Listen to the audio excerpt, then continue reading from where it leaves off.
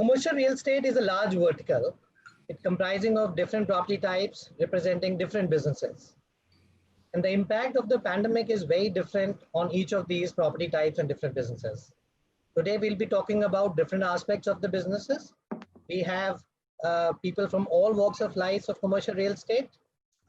We would be picking their brains on what is it that they're observing as an impact of COVID on their respective sectors. Now, as an asset class, commercial real estate has seen stellar performance in the last few years. It had outperformed many other sectors by a margin. And at the beginning of the year, we were expecting that commercial is going to have another great year. However, nobody would have imagined that something like COVID would happen and it would hit us so hard. In order to kickstart our discussion, let's first hear from our panelists what are their opening comments and what is it that they're witnessing as compared to the pre-COVID times. So I'll go one at a time. Probably I'll start with you, Beliappa. Beliappa, just to set the context, given the fact that we have different kinds of properties under commercial real estate, it would be interesting to know your thoughts on the most important or most curious aspects of any real estate conversation, which is about the prices. It would be interesting to know your thoughts on how prices for different type of properties would get impacted because of the pandemic. And if you see that the prices will be dropping, then how long, any thoughts around that? Thank you, Amit. Just to begin with specifically on your question, I think right now, before COVID, I think the market was very ripe and it was right aligned into the business plan, which has been going on past more than 5 to 6 years, how the commercial industry has been turning up, not apart from the leasing and investment sales too. But I think during this particular time, we've been seeing a lot of forthcomings, starting on the debt funding. A lot of companies were looking for funds specific to their projects, and also project funding, a large commercial project, either it's a commercial or residential. But I was seeing a lot of traction, especially on the industrial land purchase and commercial real estate asset purchase. Either it could be a ready investment property, which is yielding some with a good cap rate, and also the forward sale, which is on under construction, where you have an anchor tenant on board. And I was seeing a lot of traction, especially on the logistic firm, as we spoke a bit earlier, on the warehousing side, and build to suit. So as on to earlier, before COVID, I think we had all these tractions were going very, very strongly. I think only post the pre-COVID, I think pre-COVID, we noticed that these businesses were very well playing out to the business plan, which was it was planned on. But however, the COVID pandemic has literally played out, and I would definitely say there is certain amount of slowdown has happened in terms of decision making. But however, pertaining to the price, whether you take the price on the land or whether you take the price on the commercial, it's purely related to the how this asset is located in terms of location, whether it could be primarily A, it could be primarily B, or primarily C. But I would only see a marginal pricing coming down, not beyond 10 to 15 or 18%, because if you look at the industry, the supply of land is not there in the market. And the quality with a clear title being available to us openly to any developer or any industrial company, companies to look at this particular assets is challenging. So knowing fully these land prices will hold on even during this COVID period. And I only see these prices will become more realistic in terms of in the post-COVID. But at this particular time, this is what we notice this short term. This disruption has definitely played very hard on not just our industry, I think all the industries across. I think it's more one has to take all the decisions making which was there on the drawing board in terms of launches. There have been delayed by 6 to 9 months. So in terms of rentals, I don't see great number falling because these numbers are already negotiated and vetted to make sure the tenants occupying a large tech park or a tenant occupying a smaller offices in city center. These are all which running in the market conditions. But however, due to pandemic, like some people might be saying that working from home will definitely change the business model. But I see this as a short term. I don't see this as a long term. Even if you look at a long term, I would only see 10 to 15% of the people might continue to work from home for a period of maybe a 1 year, and post that the decision will start changing. So I definitely see there is certain amount of tremor has happened, because purely business. What happens is basically we are not able to move out because of lockdown and unlock. So all these challenges we are seeing in our industry. So it's a matter of time. I think it's a best, I would say, justly correctly to put it across. It's a short-term challenge which we are all facing in this industry. Interesting. Just a quick follow-up question, Vilepa.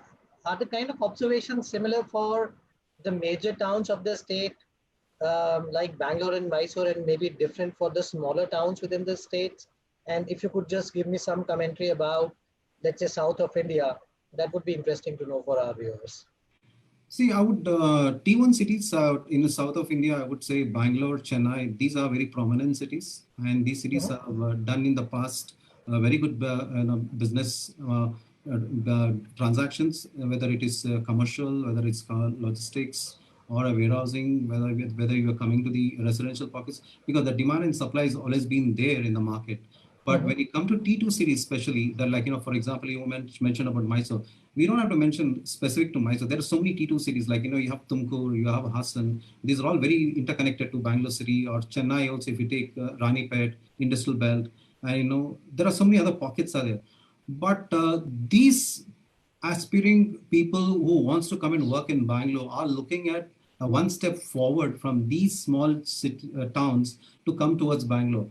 But the business model as on today, which we are working, I think is definitely suited to somebody to be in a T1 cities. But Mysore as a city, we have seen it in the past and also in the present. I think the quality of real estate space in terms of whether it's an IT park, whether it's any kind of a business where it is location advantage you have. So there are some challenges.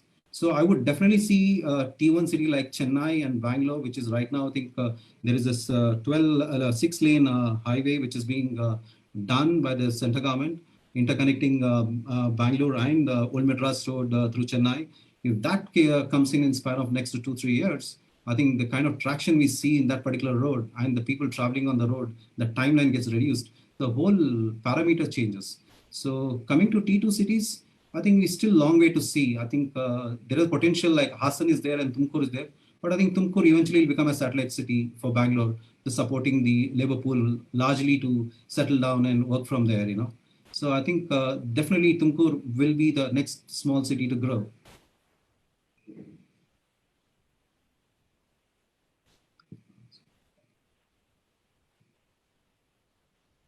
Amit, sorry, you're on mute. Yes, I realize that. Thank you. Thank you, Vilepa, for your commentary. Vishal will probably start with you now. Thanks for joining us, Vishal. We've all seen how pandemic has forced demand reduction in the retail sector, and however unusual this behavior is for humans, and there is a need to socialize, step out of the weekends. But it has led to serious impact on the retailers' ability to pay up rents for their establishments. Now, among different CRE sectors, retail is arguably the most hit sector. Now, what are your thoughts on developers' ability to extend any comfort to the retailers and the tenants, any rent-free durations, any discounting to the rents? And are you witnessing some trends across in these lines across grade A retail spaces or grade B retail spaces? Some commentary would be interesting to know. Thanks. So to begin with, it's not just the retail sector which has been severely affected, but the hospitality sector also. Sure. The two sectors which have got severely impacted. And if you have to look at retail, I think you have to divide it into probably three parts. And a fourth part which has been emerging and growing. So three parts is essentially malls, shopping malls, high streets. Okay, these are two parts. And the third is tier 1, tier 2 stroke tier 3 cities, right? And the fourth part, which is retail oriented, is the e-commerce retail, right? So the share of the pie is growing, and that process actually started I remember when I was in Shopperstop, we started shopperstop.com in 1999. Amazon had just started 3 years back. I'm just telling you this, okay? So, that's the kind of story we had anticipated at that point of time. That's how the business will grow, etc. But of course, we had different challenges than that proved to be a very too early a start. That said, I think we have seen e-commerce benefiting from these big accidents that take place. For example, when we had the Lehman Brothers crisis, right? Actually, I'll go back. I'll go to the World Trade Center bombing, right? The 9/11. 9/11 actually started, the first wave of big demand for e-commerce. Then it came in 2009. That's the post Lehman Brothers crisis. That's when again e-commerce started picking up a big time. And then, of course, the last decade, 2010 onwards to 2020, we've seen huge energy in the e-commerce sector. And of course, I believe that this pandemic is going to, and we are witnessing it. We are all customers. We understand the impact on our lives and how others are behaving. So there's a huge behavioral change, right, in that part of the business. So I think that's a fourth sector which is going to be.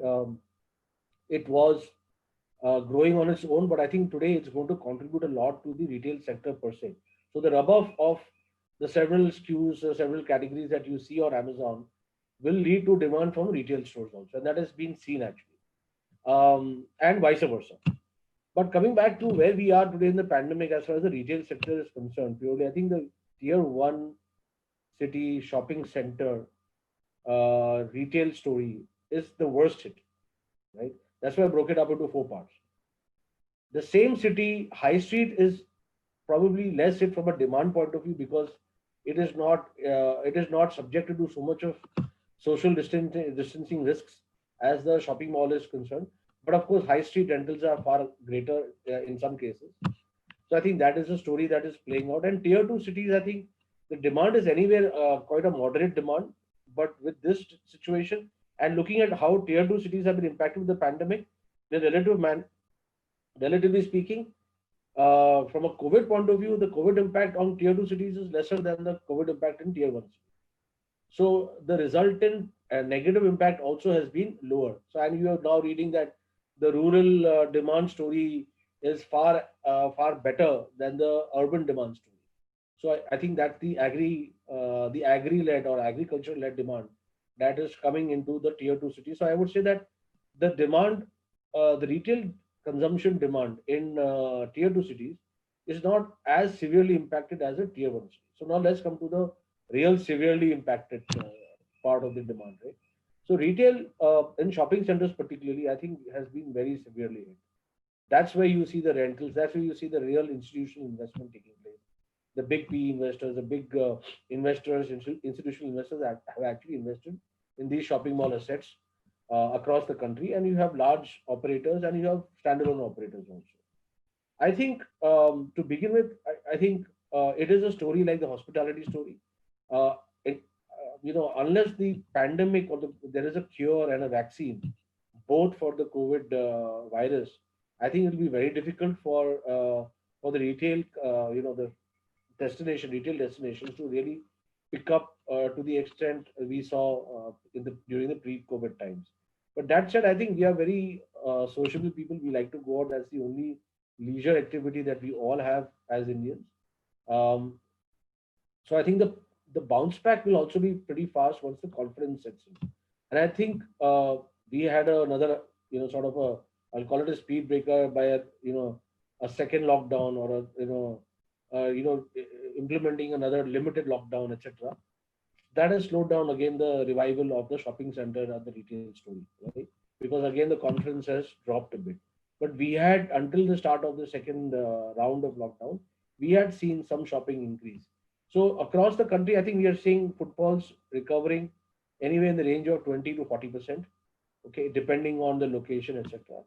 But I think that's the range that we will stay in for quite some time till we really are confident about a cure and a vaccine. But I also believe that once we hit the 50% footfall, 50% business recovery, I believe then the recovery for the retail sector will be very sharp on the upside, right? So because what you say is word of mouth. You keep hearing that so and so went to the mall, so and so went to the restaurant, went for a movie, and people start building that confidence starts building up in people's minds. So the fear obviously starts reducing, right? Uh, I think that will happen post the 50-60% barrier is broken, and I think that will happen only post December of this year, right? I feel from Jan 21 we can see a better recovery, but I see a full recovery taking place, say about 9-12 months from now. That's when I would say that the cure and the vaccine would at least be within the horizon, right? And people will understand what COVID is all about. Today, still there is a lot of ambiguity and gray area and understanding what this virus is all about, and there's a lot of fear that is dominating our decision making. So I think that is the retail side. And from a rent side, I think it's a very challenging situation, because if there are no sales, the ability of retailers to pay rents diminish accordingly, and there is only that much time for that they can sustain the negative cash flows. So I think there has been a meeting of minds, meeting of objectives in this case. I think there is a mid path that has been discovered and agreed on by many retailers and shopping center developers, where some have agreed to 50%, some have agreed to 70% rent and or revenue share, and some in extreme cases where the business is really bad. And to begin with, the shopping center itself, even during the pre-COVID time, was a mediocre shopping center, for example. So when during this time, it will really crash more severely than a very big or well-performing shopping center. So in those cases, I think there have been some exits, and also cases where the rent terms have changed to pure revenue share. But I think that's a short-term story. As long as there is work going on at the back in our laboratories, etc., on this vaccine and cure, I think everybody is hopeful and quite certain that this is a short-term problem that we are going to face. But I think the short term also needs to be defined a little bit or bit more clearly, or understood a bit more clearly. So minimum we are looking at 6 months, but I don't think that the pain will go on beyond 12 months, right, for the retail sector. And I believe that for the office sector, I think it is not going to be beyond 6 months, right? It is not going to go to 12 months the way it is in retail, because retail is obviously very badly hit. Office spaces is not. So office spaces, we are seeing demand even today, right? And we are expecting Jan 2021 start to be very, very strong. In fact, we are expecting even December 20 start end to be quite encouraging, I'll say. Not comparable with last year. Obviously, there's no way you can compare, but it's going to be extremely encouraging because we're seeing a lot of traction already beginning to shape up in the office sector. Thanks, Vishal. This is really very helpful. Just a quick follow-up question. Do you feel that that the percentage of people getting into more rev share kind of agreements in the retail sector would increase as a result of this pandemic, and people getting to more hedge their risk about what may happen? No, see, these are all knee-jerk reactions. We saw this after Lehman Brothers, right?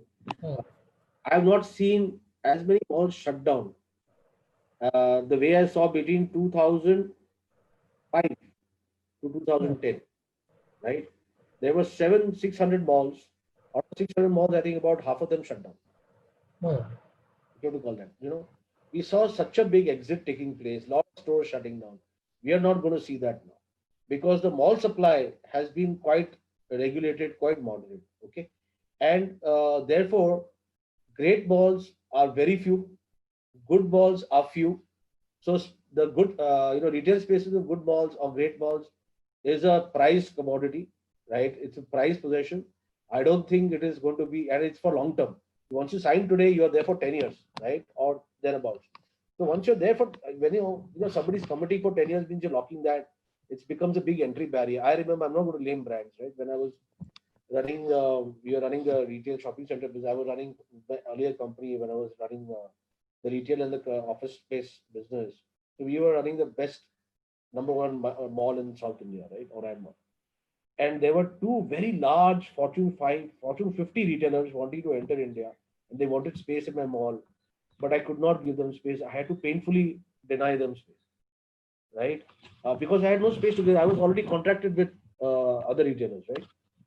So, and they found it extremely difficult to launch their brand in Bangalore. It took them almost 2 years to actually launch the first store in Bangalore. So I think it is a long-term story. We are thinking all these views are being presented are very short-term, whereas these businesses are made for the long term. But survival right now is in the short term. But these businesses that we are talking about, they are well capitalized. Okay, they are well run. They're strong brands with good supply chains and good customer franchise. So it's only in the short term that you lose out, but that's what the entire world is going through. It's not unique to one story, one location, or one brand or few brands. It's for the entire sector. So I think it is going to it is not a short term. The short term concern is not going to give you a long term pain in the sector. So in the short term, Vishal, though, as you rightly mentioned, that has been a dialogue between the tenants and the landlords. Is there any generic statement that we can make for our audience in terms of what are the um, top results of those discussions? Are people more looking at rent-free durations? Are people more looking at discounting? Are there any such, No, amalgamated? I mentioned that to you. So there are various things that are happening right now. So if the mall is a great mall, for example, that mall is delivering the highest profit to a retailer, right? And has been doing so for the last 5-7 years, right? I think that retailer cannot threaten that mall at all. That I will exit, etc., etc. He can only request that I'm going through this kind of a problem because of this thing. So you can't do that with the great malls. Okay, it's just a power. It's very like situational and more demand supply Yeah, like kind I of a. said, it all depends on case to case, right? It all so and as like I said, the supply of mall has been very moderate in the last 5-7 years versus what it was in the decade starting 2010 to 2020. Okay, we saw especially from 2005 to 2010 rather, we saw a huge supply of mall space. Okay, it was far too much for the consumption business to actually absorb. Sure. Now, the good and great malls are very few. Okay, so I would rather take the hit right now rather than take a risk on getting exited from those malls. And then So if you're in a long-term business, then don't exactly, think short-term. exactly. But a mall that I can let go of, I know if I exit today, I'm anyway, even if I come back after 1 year, the space will be available because nobody else is going to take this. Got it. Got it. Thanks, Vishal. This is very, very helpful. Thanks. Yeah. We'll move on then. Arnav, we have a question for you. Um, just like retail, co-working spaces are also impacted by the pandemic. You belong to WeWork, who had been the flag bearer of co-working spaces in India as well as the world. It would be good to hear your views on how Unlock 2.0 is helping co-working spaces find their product market fit with the low demand. And do you think that a different kind of a price economics will prevail for co-working in the post-COVID era? So thanks for the question and thanks for having me here. To Vishal's point, and there's a lot of similarity between, as far as I'm concerned, between co-working and retail. The thing is, as far as co-working is concerned in India, it's a new phenomenon, and we take commercial spaces. Our way of operation is like hospitality, and our billing system is more like retail because we sell memberships, right? So it's a mixture of all. And to what Vishal mentioned, like in 2005, we saw a lot of malls exiting as such, but the great malls remained basically because the promoters of these malls understood retail, and that's still doing well. And I think that sense and sensibility needs to the market to understand co-working also, because it's a segment which is here to stay. The situation that we are facing today is pretty much consistent everywhere, right? The whole industry has been impacted. And what the situation has given us an opportunity to come up with innovative solutions and practices as such. So emergence of new ways of working, such as rostered work shifts and timings, making operations more reliant on technology for business continuity will come into play majorly. And we are at WeWork, we are trying our best to be abreast with all these new nuances that will come into the business as such. As far as companies are concerned, they are rethinking the existing business models and are adjusting them to come to the new paradigm of working as such. So this presents a big opportunity for flexible workspace providers for sure. As Vishal mentioned, I think we will start seeing some movement somewhere in December, January per se. And to actually fructify all these things, it will take us up to March. But then it's the mode of survival from today till March. Because again, I compare this to the 2005 example that Vishal gave for retail. Is the same thing that we are facing in the co-working industry also. And there are practically roughly around more than 400 co-working players. Each one has their own strengths. Each one has their own weaknesses, including us. But how do we survive till the next March is something that needs to be seen. Even from an end user perspective, I think the end user, which is the employee, which is the actual person who sits on the desk, they're demanding high standards of health and hygiene in their workspaces. And unlike the past, this could be a deal breaker completely. So social distancing, these are here to stay, till the time, even if we get a vaccine or even if we get an antidote to this, I think it's going to take some time for it to fructify again till next year. And we need to be very, very people-centric now in terms of how we are operating, and which has been, like for WeWork also, it's been a member-first approach always. Now that means that your densities will change, your square footage to desk will change. That means, so there are a lot of other parameters which will come into play, and here the landlords as well as the operator will have to come in together to ensure that the right product is being offered in the market. Also, I feel that people need the sense of community at work, and which is essential in helping people reconnect. So the future of the trade by itself, by trade I mean co-working, is great. We feel that there are more positives than negatives for sure. But these are testing times, and here there has to be a consistent support between all the players. Thanks, and very, very interesting thoughts. We'll talk a little bit more about co-working space as we go along the webinar. I'll now move on to talk to Sanjay. Sanjay, you come from a very different background, integrated cities, very different scale, very different aspect of commercial real estate. Now, another aspect which can be an enabler for commercial segment is the focus on the make in India and make for India. Do you see this as an opportunity for India and commercial segment in particular? Would love to hear your thoughts on this, please. Sure.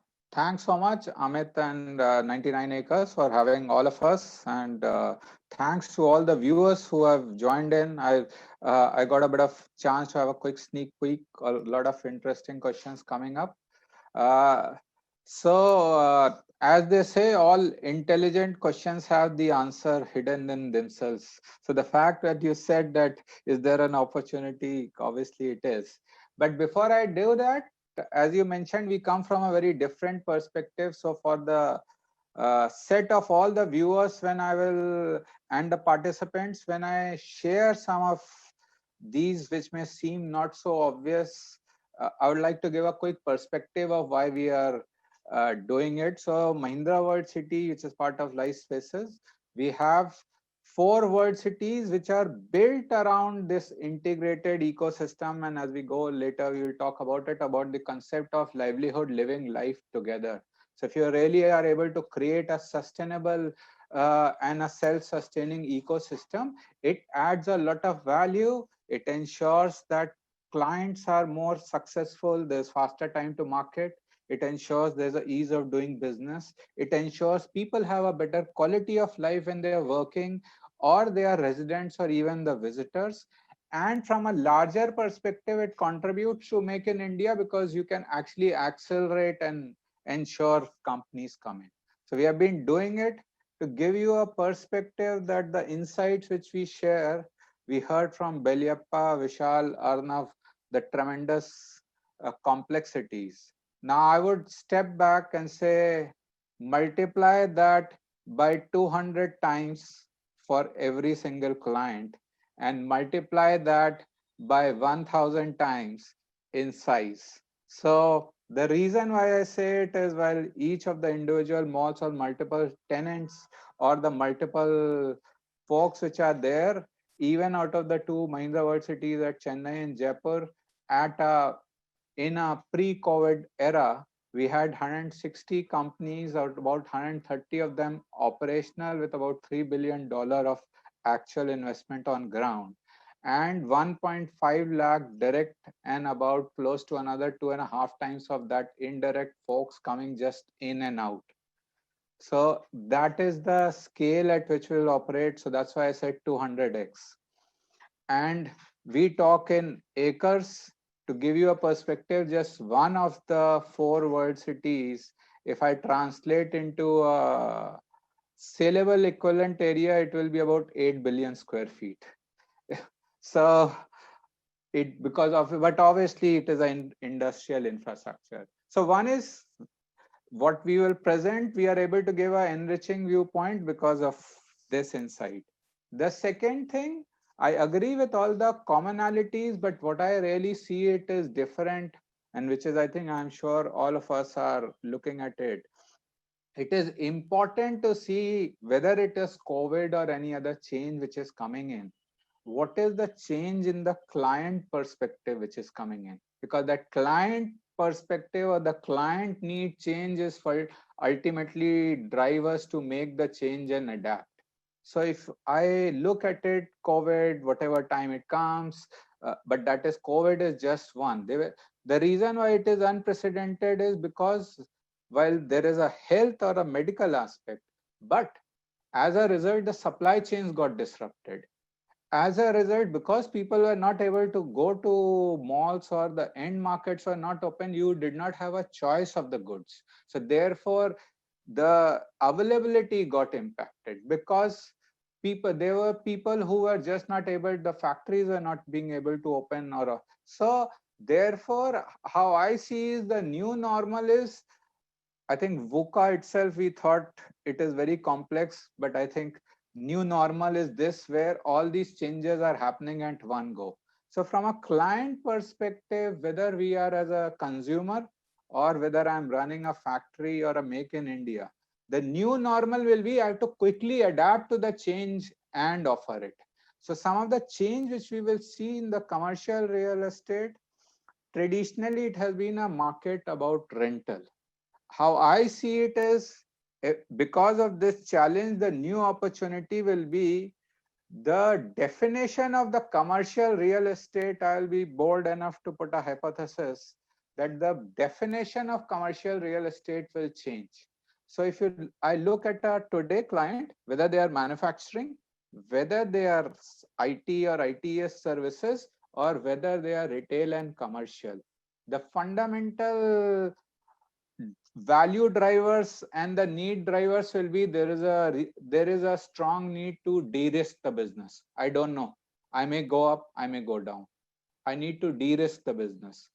I need to actually ensure wherever I am, I will be able to create some redundancy either in different locations, different geographies. So at any given time, whatever is out of red or containment zone will run, others will not run. I have to ensure my goods and services are available. So there's a need for diversification. The third is even production. Earlier you had over concentration and a huge setup. Now, for all you know, combined with this disruption, and also that the new technologies which are coming in like Industry 4.0, the scale of operation may work even at a smaller economic unit, and while transition may happen from there, but therefore there's a change. So if you take these 3 changes and you add the layer of what service providers do, all of us, it actually, this challenge sets up a beautiful opportunity for us where we redefine from a classic office, commercial, retail to say, can I create a long-term sustainable annuity model for all the clients? And as long as that is there, I'm sure everyone else will, the cap rates may change because that is driven by what is the interest rate. But you are actually providing service. you are providing ramp up and ramp down, and you are providing business flexibility. So I will go back, and the top 3 trends I pick to connect with Make in India is a lot of MNCs as well as Indian companies are looking, can we do a contract manufacturing, or can we do a small hub? When I will come into India or I want to start a new geography, can I just have a smaller hub, really see how it goes? Can I have a 5 to 8 year contract for a place? So factory on rent or a standard design factory, it's a rental model. The second model, I think some Vishal also alluded, Beliappa also alluded, that the e-commerce is opening up. I would actually combine it with a larger thing, that the e-commerce boom combined with the fact that now with a one nation, one GST, there'll be possibly smaller regional warehouses, but bigger in scale. Therefore, to have a warehouse which is, it is no longer your store and forward, it is actually reaching out to your client, and your, if you will combine it with the analytics, real time adjustment of your products and services, and then you go back and you build a layer of how all of this will deliver. So even digital as a platform, so you have an opportunity for industrial on a rent, you have an opportunity for warehousing combined with the e-commerce boom which is happening, and then you can offer a series of services which is almost like a platform, and that will drive in, and that is what has been actually growing. If you want, I can talk about it now or later, about in midst of the lockdown, we have actually seen a total different trajectory of our business growth. So we would love to hear that, but I have a quick question, and just to kind of build up upon your thought. Are we also saying in the same argument that probably while the formats may change from larger formats, more efficiencies, to more distributed, smaller formats with lesser efficiency, but better risk management? And are we also saying that creating long-term sustainable annuity business is much more um, important um, as compared to the so-called uh, high cap rate, high rental yields kind of businesses, but with higher risk?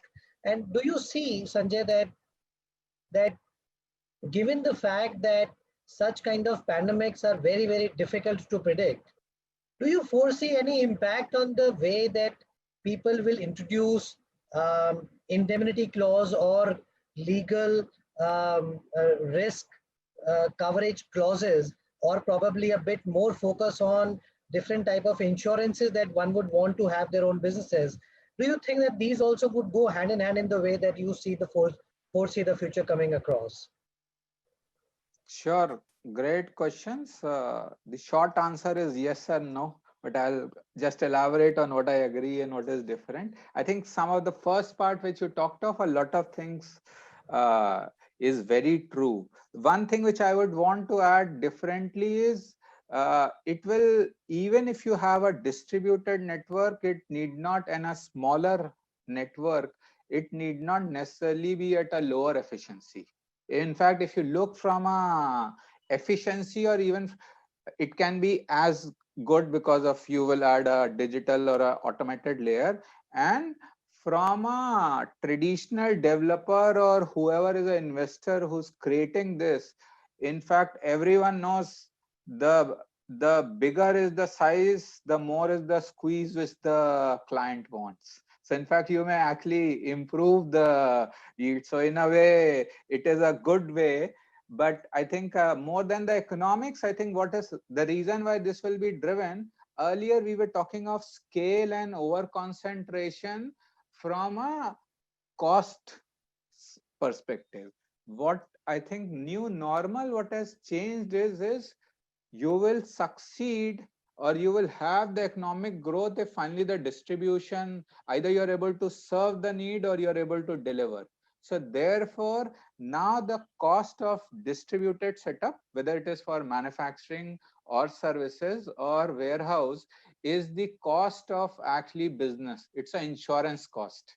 So like many of us take a term loan, it is just a cost of should there be a eventuality. So now from a good to have, it will become a must have. So that's why it does not necessarily impinge on being lesser efficiency. The other thing you asked from a risk perspective, just like there were series of force majeure clauses and all the other things, the clients obviously will come, and same way we will come, and there will be a mutual meeting of minds on what are the potential risks. But tomorrow the risk can change. I think the critical understanding is that there should be a collaborative approach to understand the perspective, which is a 360-degree perspective. What is the client? What are their customers looking for, and what are service providers or platform providers are looking for? So there is a meeting of mind. In a pandemic, the important thing is that we enable the business continuity. And that is where I want to give an example is, while we were right from even lockdown, all the essential services companies, whether it was a food and food supply or a medical devices or a healthcare companies, they were operating because they were allowed. But what enabled them to operate, and that is where we were different compared to others, was the ecosystem service envelope which we had created. If we were not ready, imagine someone is even trying to figure out at 2:30 a.m. there's a notification you are allowed. Now next day what will happen? So because of the service envelope and a long-term planning which was done, they could enable it. So the important thing for clients is to look at business continuity and resilience, and then be a bit flexible. And if I enabled it, there are client case studies, and I'm happy to share with some of your participants later on and offline, where clients, because they were open while their competitors were closed, actually managed to gain additional export business, and they were exporting to Europe and USA for things like manufacturing components, because some of them in those geographies industrial components were. So they were exporting engineering and auto components. There was a very interesting company which actually makes crocheting needles and so on. They knew people are at home. People in Europe actually wanted to have a gainful hobby. So suddenly they were actually recruiting people and working in dual shift. So I think that is just some nuances of how the opportunity will scale up. Thanks, Sanjay. Very, very interesting commentary on the, yeah, Anna, you wanted to say something? Yeah, just to add to what Sanjay mentioned, so like he stressed on de-risk, diversification, production. So I club it together in the flexibility perspective as such, because we are providing flexibility to the operators or to the end user, and that's the norm today, right? And also what Sanjay again mentioned about service preparedness. So now that's where I say that the flexible office space and the co-working spaces environment will flourish in post the COVID era, is basically because you have professionals taking care of this for the end user, and the end user needs to just concentrate on what they have to do, which is like either production or maybe the software development kind of a scenario. But from an infrastructure point of view, everything is ready for them, and that's where the service industry of co-working comes into play. Great, thanks, Arnav. Like Sanjay, you mentioned that commercial real estate is being looked at from the perspective of rental yields. So I'll probably move on and ask a question to you, Beliappa, and this is about commercial properties had been a good investment options because of their ability to provide great rental yields and capital appreciations as well. Would you have any thoughts from where you are, from your vantage points, and how and if this would change in the future?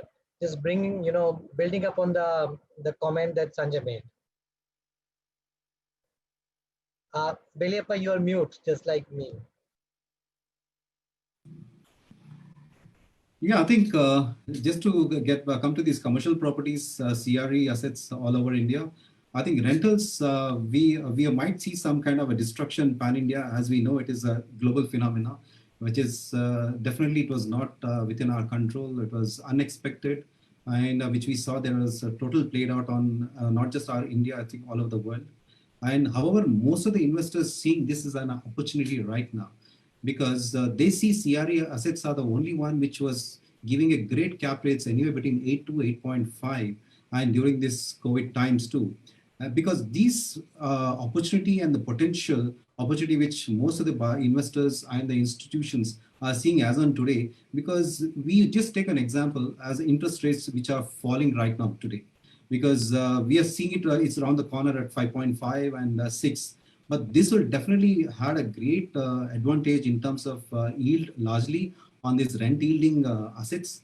And this gives a very healthier investment as the rental escalation benefits the investor who's engaged on a long-term plan. So I'm seeing this particular time, there are a lot of institutions are looking at a great larger number of ITS assets, which are yielding a great rental income, rentals. And you have a good anchor tenants, which are there existing presently on those assets. And also they're seeing some of the sales, they're very proactively, whether any asset which is there, which is under construction, where it's a built to suit, where an anchor tenant is already signed. So these ones are really literally opening doors for most of the investors to come in and talking to us, though they're not able to travel in these particular times, but we are engaging as we speak today. I think we are engaging to most of the Japanese investors today from Bangalore. And as we speak, we already are in the advanced stage of due diligence with 2 large assets in India. And just to which we never expected such great interest will come. And to also parallelly to notice, and the developers also showing a very positive sign to see this particular transaction or a discussion or a due diligence are going along hand in hand. So that's really helping us a lot in the event of this particular pandemic. And also, if you largely look at if you India, and if you MNCs like Adobe, Google, or Microsoft, they are more driven on a global market, and they continue to invest in India. But there's no, because they are the one who are hiring ITS sectors, and also along with that they have many other big names to add to it. So they are also in the process of looking from a global perspective side. So they'll continue to invest in India, and some of these discussions which we have been delayed purely because this pandemic. Because I only see between 6 to 9 months from now, there will be some delay in certain discussions which is supposed to take shape. But there are discussions which we already initiated and already started in the way back in February. Those discussions are going. They're not anywhere stopping here, because they are very, very focused and what they want to do. And because they're looking at the minimum cap rate of in India, where you get an asset which is yielding more than 8 to 8.5. That's a great number to look at. And also they're looking at the quality of the building. I think in India, I think most of the IT companies, if you look around, I think most of the developers are making sure the quality of the building is not compromised. And they're willing to listen to the occupiers, the kind of specification, the kind of design, and they're willing to open up their mind to say how to accommodate them so that they remain long-term with them. So some of the developers might have a liquidity crunch, but they may be looking at larger projects to move on. So they might liquidate now, because looking at the opportunity which is coming in their way. So I definitely see there's a great potential at this particular time. And as Sanjay was saying, and Vishal was also saying, I think there is a short-term hit where specifically coming to commercial real estate projects where it is the drawing board. So there are some discussions were happening, but those are all delayed purely because of this pandemic. So I would only see the window of 6 to 9 months, there could be delay in terms of making this building activated for the construction. But I'll definitely see these buildings coming in near future. And also there is a great, supply is not so great compared to Bangalore or Chennai or Mumbai. There are people are continuously taking up a large spaces. So if you look at that aspects, but the new buildings which is supposed to come into the main market stream is very less if you look at overall percentage. That's really, if you take CBD, for example, in Bangalore, or SBD in Bangalore, or a Whitefield or Prospect, There are a lot of projects on the pipeline, maybe a 7 million or maybe 10 million. These buildings are delayed purely because of pandemic, but there is an interest shown by most of the IT/ITES companies. But looking at the investment which you're asking, I think definitely there is a great demand which is developing right now. And for us being in these particular times, challenging times, and we are in the due diligence stage, that itself gives us a great sign for the commercial real estate market. Thank you, So, Benyaper. Yes, go ahead, Amit, can I Sanjay. just add a point to Please. that? I think it is great. He talked of potential, but as basic physics, he said, finally you succeed when the potential energy is converted into, kinetic energy. So I thought, let me give you an example of the kinetic energy. While a lot of action is happening, even during the lockdown which started, but because these conversations, as you know, take a long time. Even in Q4, across all our Mahindra World cities and origins, we actually signed up clients from US, Far East, Japan, and Europe uh, remotely during the lockdown. And that has not stopped. In fact, even in the quarter which has just closed, we have got 4 MSMEs who signed up and actually signed up on a one-time lease because this has given them an opportunity to really capitalize on some of the new things which has come up. Just one, I'm giving an example, which is the PPE industry. The new transfer from 0 to 60 days from not producing anything to actually now a 10,000 crore PPE industry, and that is just driven by PPE, by MSMEs, not necessarily some of the biggest players. So in fact, on this June 27, the World MSME Day, we announced 4 of them coming in. And the reason I think what they're doing is the trend which I see commonly is people will want to be in a self-sufficient but a safe space, still on good growth corridor, but away from the congested hubs and somewhere where they are connected to their businesses, whether B2C or B2B. So if that's happening, I thought we are just not talking of future. The action is here and now. I just wanted to emphasize and reinforce. Yeah, Amit, I need to add one more point.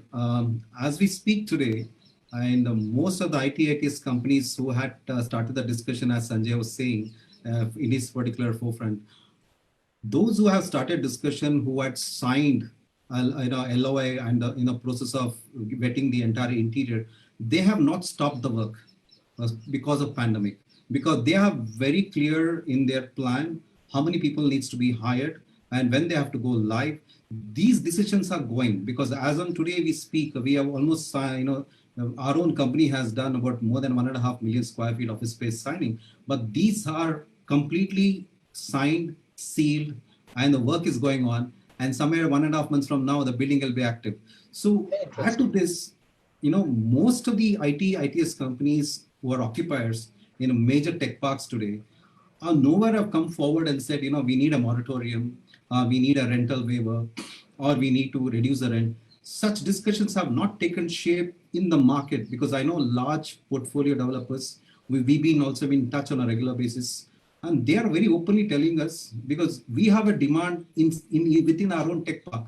Because somebody is asking, is he vacating? I will need a space. So it's the point here of what we're trying to stress very, very firmly, we need to say is, the market is continue to grow, though there is a delay will definitely happen in this particular time. No doubt destruction has taken shape, not just in our vertical alone, it's across our industry, whether it's the banking, whether it's manufacturing, whether it's export, whether it is logistic. But point here is everything is going as defined by the clients, and the developers are encashing these rents without any trouble. Thanks. Vishal, from your vantage point, how do you see the large real estate tenants as in IT companies? Is there any impact of working from home from your vantage point that you see in terms of trends changing unlike what Beliappa is telling that, at the early stage, we can get to see that there is hardly much impact. In fact, there is much more conviction and there is adequate demand. What's your opinion and thought on this, Vishal? Vishal, you are also on mute. Uh, to begin with, the big companies, the giant companies, are the ones who have been able to handle this situation very well. So extremely resilient. While they are very large, they've been able to implement business continuity plans faster and better than smaller companies. They have got technology, security, and coordinated efforts done extremely well. So they've taken care of all the aspects and been quite effective in delivering efficiency during this 3 or 4 months of lockdown that we've experienced. In fact, I would say India has really shown through the entire world as in delivering efficiency of performance in this lockdown period. So we've got appreciation from these large tenants, large companies, which are Fortune 500, Fortune 100, Fortune 50, Fortune 20 companies. So you name the large company, and they have been really appreciative of the way the Indian workforce has performed, and how the Indian office space developers and managers have been able to deliver. So I think that is the background.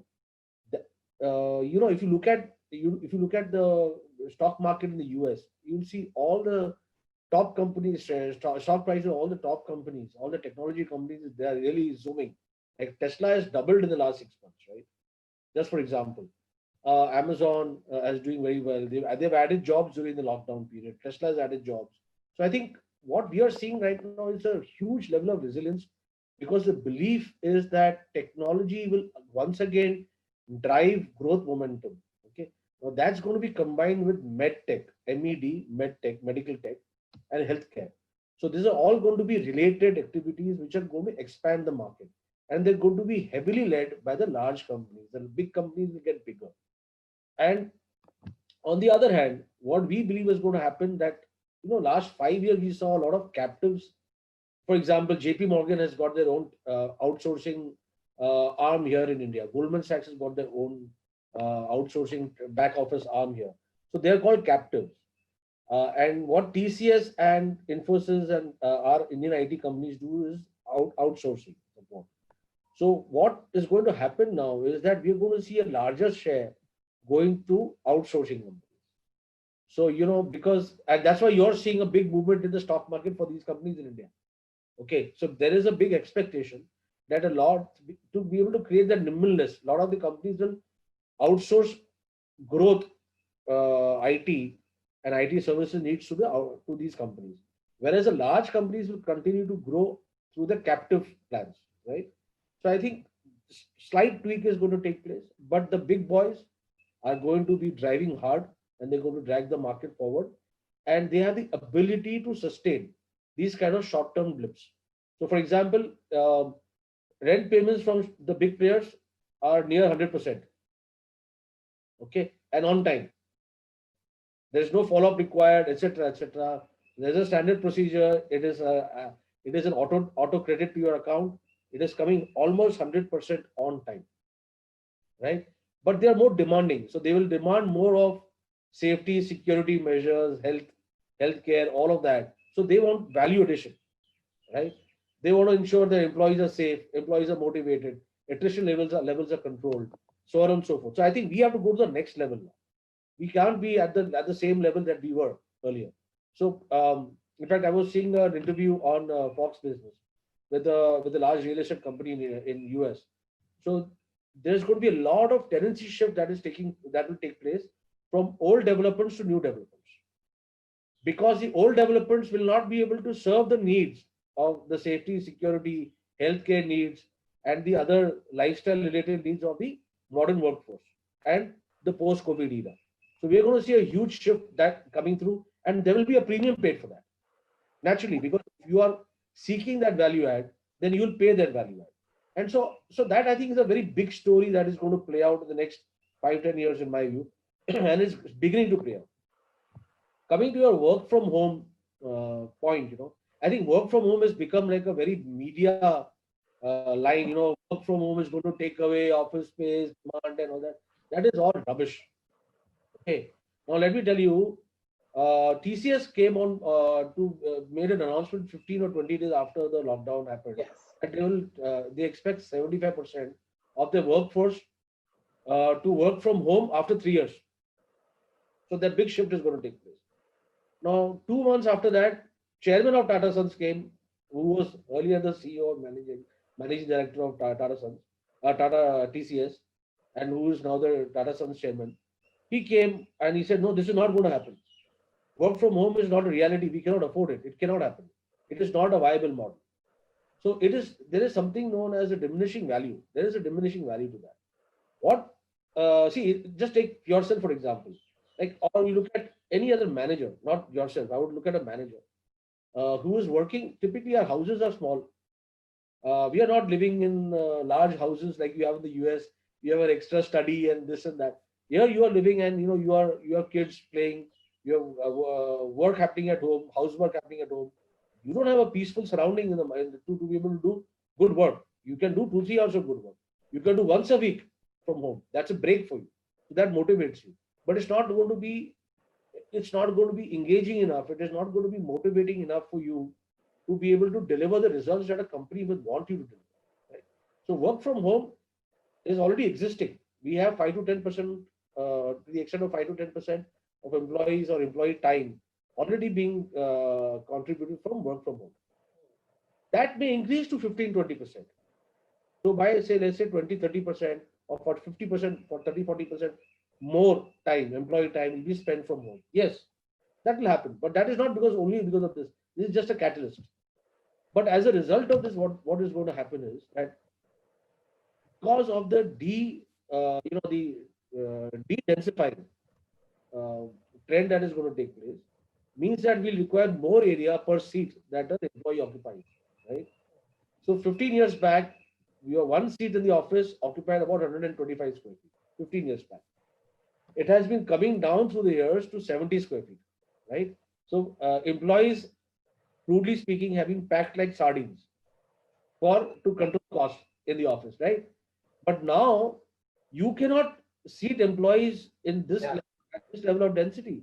You've got to give them more space. So social distancing, de-densification will take place in offices, right? So there will be that small, the effect of work from home as far as office space demand is concerned will be more than adequately compensated by the de-densification of office space. Okay. So modern spaces will deliver better value, de-densification within the offices. This will result in higher office demand for quality spaces. Okay. Old office spaces which are outdated, not suitable, are going to struggle, or they will require refurbishment. One big developer in India today, for example, one big developer is doing a renovation of IT park in South India at the cost of 150 crores. Just to make it relevant, right? To bring it up to standard, because this was made decade plus back. So if you want to be relevant, you have to do certain things that so that you are able to connect and engage with your occupiers. You've got to be relevant, and that's a process. It goes on. It's a continuous process. So sorry, please go ahead. Yeah, so I think there is no unidimensional point here. There are multi-dimensional points that will be used to engage with occupiers, and there will be multiple angles and opportunities that will emerge in the post-COVID era, which I think developers are already getting aware of.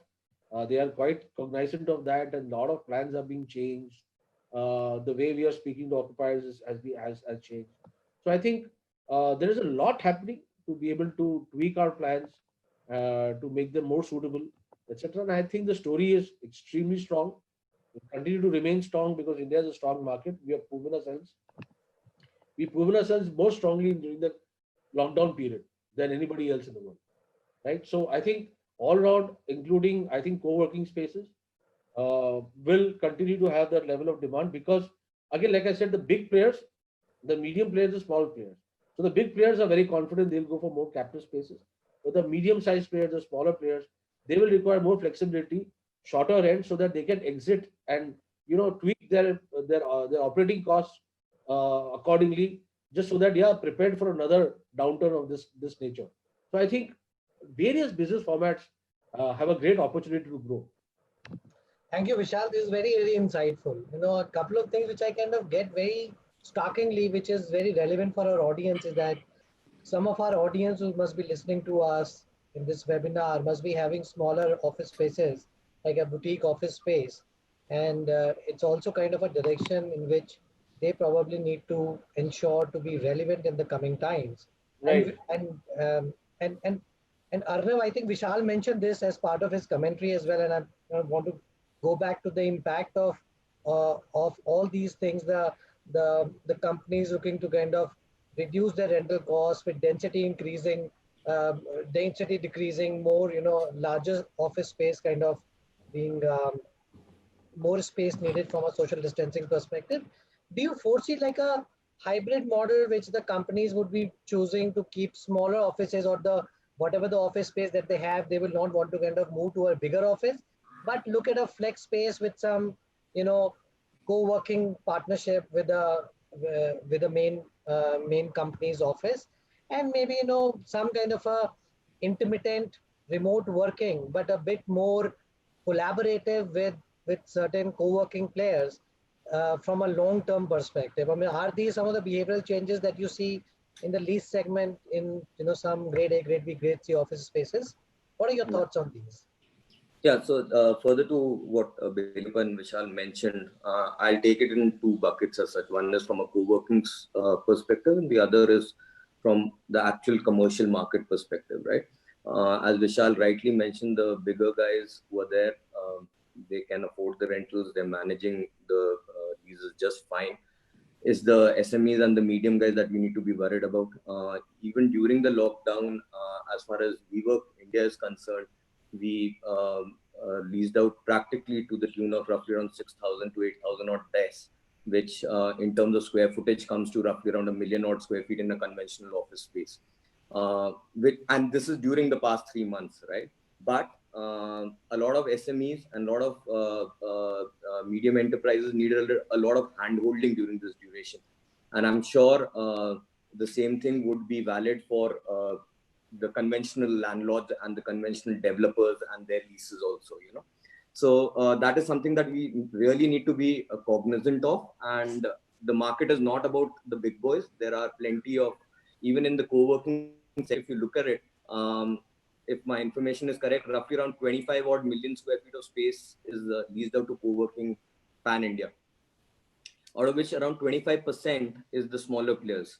Now, there is going to be an impact there for sure. We foresee roughly around 3.5 to 4 million square feet getting what do you call where people will surrender the leases as such, because it's just not becoming feasible to run these businesses anymore if there is no landlord partnership per se, right? But these are too early a time to really cement the fact that this would happen. But these as trends are, this is where it seems to be going. In terms of from a co-working segment, your question is valid and great. I think there will be emergence of new working styles. Again, as Vishal mentioned, though people are talking about work from home, but I think it's going to be a mixture of all. It's going to be rostered spaces. I call it the 15-minute neighborhood kind of a scenario, where I think people would want to work from anywhere and wherever, whatever is convenient. And the flexibility will need from the actual company would have to be given to the employees to operate from. So if gone are and yet the conventional office space will not die down. People will still require a central hub, a mothership to operate from. So it will be a mixture of, let's say, a conventional lease where your headquarters would be accommodated, flexible space, and work from home. All three will come into the picture. From a flexible workspace perspective, we are preparing our spaces pre-COVID in terms of space utilization. See, as it is, if you look at it, and I can only strongly talk about WeWork India. we give a lot of emphasis on the common areas and the collaborative spaces, right? And these are very well planned. Yes, in the workspace area, the density reduces from the conventional office space perspective. But because these are collaborative spaces, the viewpoint and the thought processes that people should mingle in the common areas. And that's where I think post-COVID, pre-COVID also, we were ready for the social distancing and all that, because it's to the tune of 1:150, 1:160. That's how the common areas are designed in a traditional WeWork space. What the design also does is give the flexibility of to occupiers to modify the design as per their requirement per se. So there are no fixed tables, the flooring is raised. So tomorrow, if within a office space which we've designed for 40 people, you want to accommodate only 20, it could be done in a matter of 20 seconds, you know. So it doesn't take you time, it gives you the flexibility in its true sense, and it's ready for operations on day one. So we are ready for that, and I think that's how the market is going to. Flexibility is the new norm. Let it be from the way we live and the way we operate. And as Vishal again mentioned, health and security is again something that needs to be taken care of, and that's where each and every operator needs to concentrate on. Thank you, Arnav. This is very, very insightful. Thanks. Sanya, I wanted to actually ask you a question related to the future of non-office spaces, commercial real estate. And we've all known, and you've kind of given us a commentary about how integrated ecosystems have ensured business continuity despite global lockdown. And but now you wanted to talk about it earlier as well, but maybe this is the right time. What kind of future do you see for these integrated cities and townships? Are these disruptions expected in integrated ecosystems, and there are opportunities for trade to look out for? Any commentary on that? Sure. Yeah. In fact, I think this is perfect situation. And parallelly, I've also been reading some of the Q&As which is coming. So maybe we will do a value for money and also combine some of the questions there, where a lot of folks are also asking that while there's a lot of discussion on commercial real estate, in a traditional market, it's more about office or back office, etc., captives. So I think combining the two things, what I see is this, the challenge coming out of the pandemic is actually creating a tremendous opportunity to really leverage on Make in India. Whether it the business model which we follow, if companies have great confidence, they may take a thing on a one-time lease and may have there. If there is a business uncertainty, they may go on a rental model. So I think from a client perspective, the business model will have to be flexibility, and that's why we said we can do either. That is what is really clients are looking for. The other aspect which I said was, obviously it is no surprise to know, I think even your poll was showing that more than half the people think in the short term the traditional offices will shrink, because people would want distancing, people would want safety. So from that perspective, when I look at it, what integrated ecosystem can do is, in the beginning, I talked of you can actually have a class of options, which is industrial, which is standard design factory, which is actually factory and flexible contract manufacturing combined with industry 4.0, and then you can have warehouse. So portfolio of rental opportunities can increase. Obviously, just if you are a one-trick horse, whether it is retail only or a office space only, that has to change. Therein again, the play which we bring to the table is because of our integrated planning of having industrial, commercial, social, and residential at one go. Therefore, that flexibility and even a bit of fungibility. You may be running a office slightly distance away, and you can actually have a factory right across the door.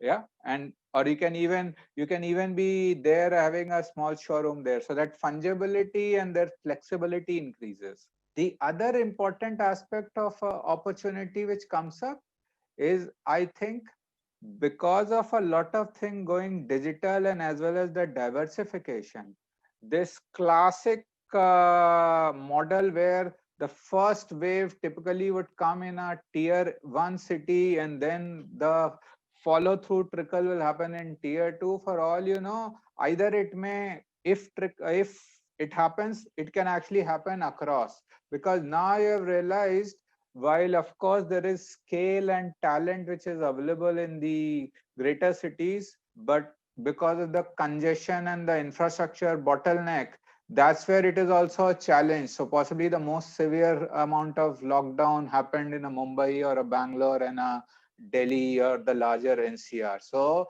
therefore, if the integrated ecosystem are near the growth corridors but away from super congested hub, they survive. And that's when I had given an example, like we had given one example, but they can be multitude thing.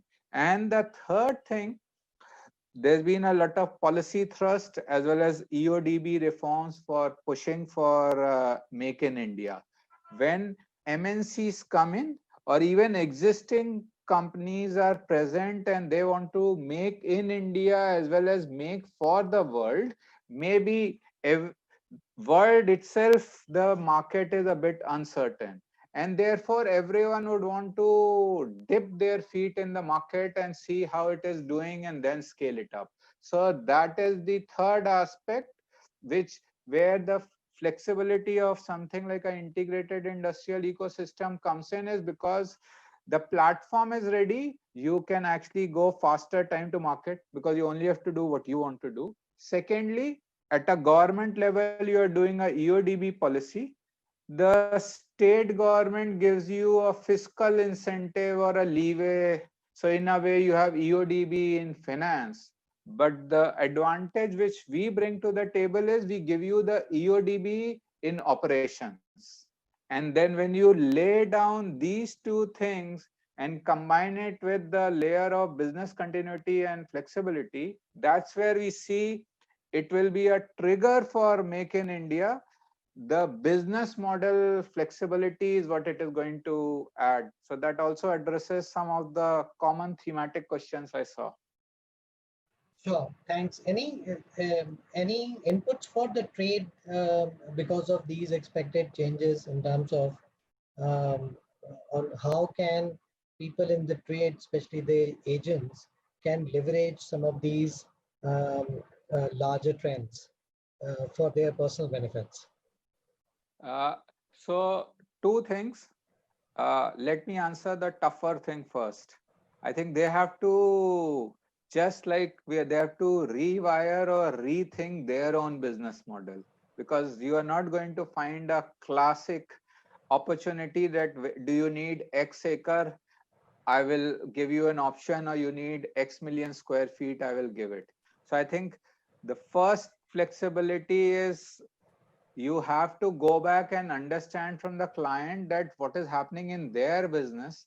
And there maybe we discussed a spectrum, right from distributed smaller but one time to totally flexible. And with, so first is they have to go back and really understand with their client segments that what has changed in their client's life, what is there. The second is, as I mentioned, is it, most of the clients use someone from the trade, whether it is an IPC or the individual local trade representatives.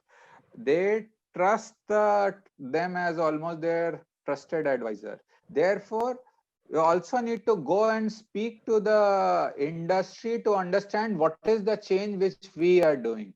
So they really have to understand and really adapt from the supply side and the demand side. And if you do, their opportunities are there. Many times there may be opportunity which traditionally you would have thought, I don't play in the space. But ultimately, I think you have to look at it. You play in the space of serving your client. So you have your client. It's a new business model. Just go ahead and find it. It's not easy. That's why I said first I'll point the challenge, but then I will give what they have to do. Thank you, Sanjay. This is very, very interesting. Now we are moving towards the last segment of our webinar, and we'll try and keep the answers a little bit shorter, but more like a fire chat kind of a thing. But I would want to cover different aspects of commercial real estate in a very short time. I'll start with you, Vishal. Any take on the architectural changes for office space? I know we covered about that, but in terms of any attitude changing for work and workspaces, any quick thing, and the impact of this on the trade, where the commercial real estate brokers dealing in the office real estate can potentially use certain advice from you, Vishal. So I think right now we are at very early stages. There's a lot of work going on. See, a lot of plans evolve from experience. You can look ahead only that much, right? So the obvious things are, architecturally, I would not say so much, but it will be functionally, how functionally we are actually creating spaces. For example, how do we reduce touch points? I mean, it's been spoken a million times. How do we not touch elevator buttons, etc.? How do we probably we'll have to increase the number of elevators because you have to reduce the number of passengers traveling in a lift in one trip. That's one point. The second point will be how will we manage our cafeteria spaces?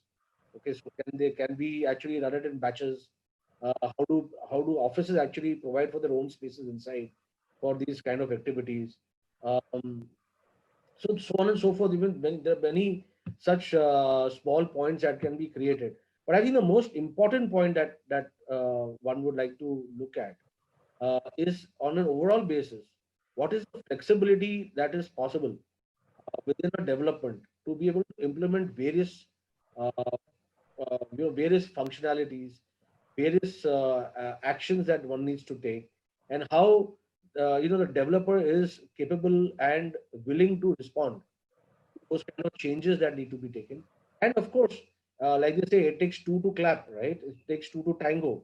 So even the occupier will have to create that level of flexibility in their own thinking and contracts to be able to go along with the developer. So I think all in all, it's an evolving situation, architecturally, functionally, and of course from a you can say a relationship point of view as well.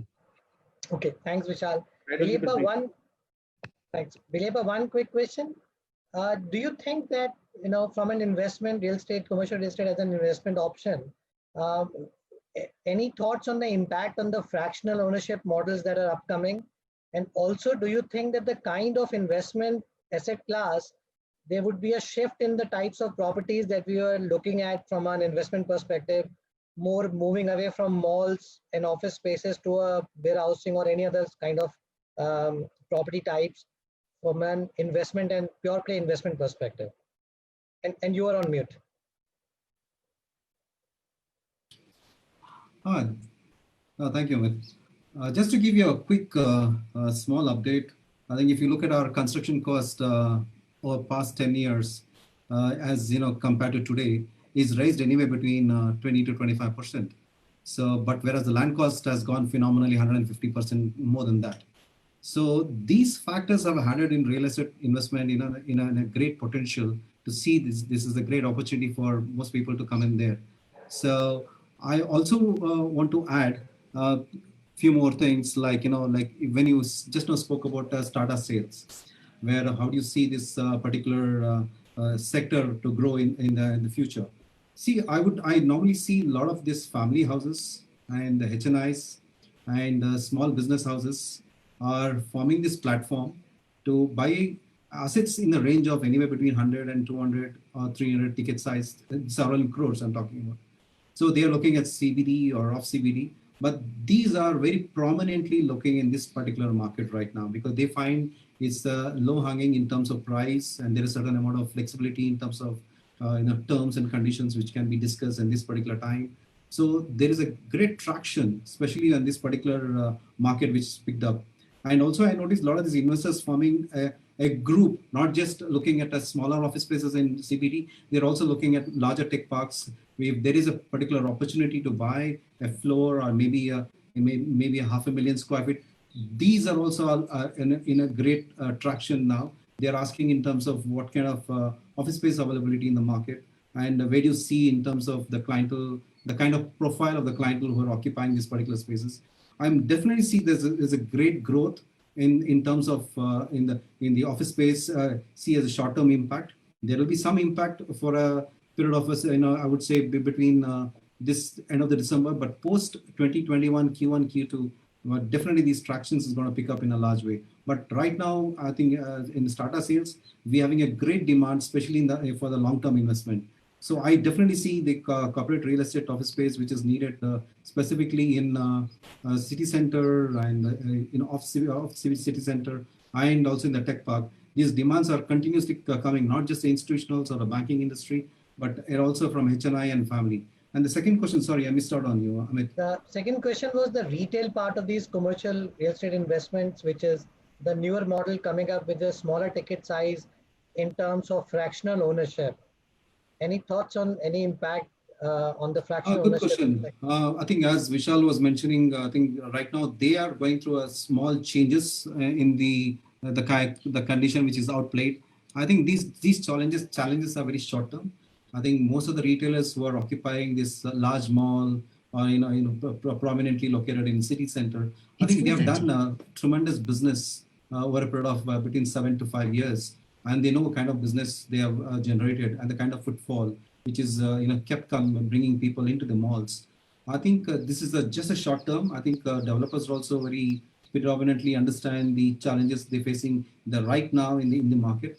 I think they're willing to give that opportunity to maintain this retailer and the developer to work on some financial understanding, so that it is a win-win situation for both of them, so that they continue to occupy the space. It's a matter of 6 to 9 months. The earlier the vaccine comes in, people have a very short memory. The moment you have a vaccine in place, everybody is forgotten. So I think since it is playing out pretty in a long term, which I see could be early next year, I think I would definitely see more traction picking up in these markets in Q1, Q2. I think I would always say where unorganized malls, which are more landlord driven, they definitely facing a huge challenge, because they're not grown organically.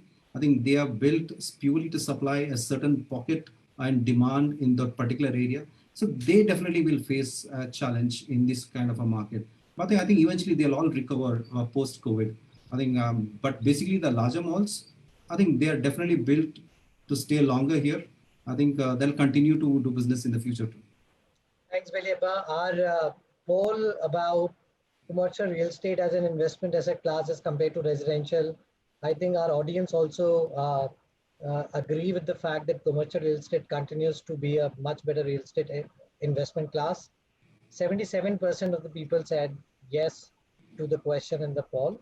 And this brings us to the end of the very, very engaging conversation. And I'm sure that all of us can continue to have these discussions for maybe equal amount of time moving ahead, but we have to kind of come to an end.